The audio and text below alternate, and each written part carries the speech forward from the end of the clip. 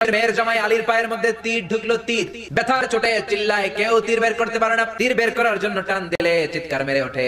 বিশ্বনবী বেলাল রে বললেন, ইয়া বেলাল আকিমিস সালাহ, আযান দাও, নামাজ কায়েম করো। আরেক সাহাবীরে বললেন, ও সাহাবী, তুমি তৃতীয় রাকাতে নামাজে শরীক হবা। আমি যখন এক রাকাত শেষ করে দ্বিতীয় রাকাতে দাঁড়িয়ে কেরাত শুরু করব, তুমি কাতারের মাঝখান দিয়ে যে আলীর পায়ের তীরটা গায়ে যত শক্তি আছে শক্তি দিয়ে টান দিয়ে বের করবা।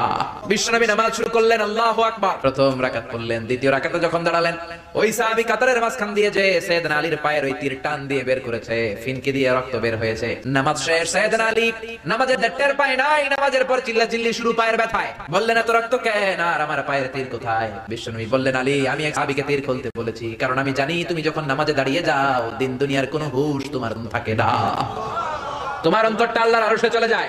নামাজের আগে টানাটা করে লাভ হয় নাই, নামাজ পড়া অবস্থায় তুমি এমন ধ্যানের ভেতর চলে গিয়েছো, তোমার পা থেকে জোর করে তীর বের করা হয়েছে, ফিনকি দিয়ে রক্ত বের হয়েছে, নামাজের জায়গায় রক্তের সয়লাভ, কিন্তু এক বিন্দুর জন্য তুমি টের পাও নাই রে আলী। সুবহানাল্লাহ।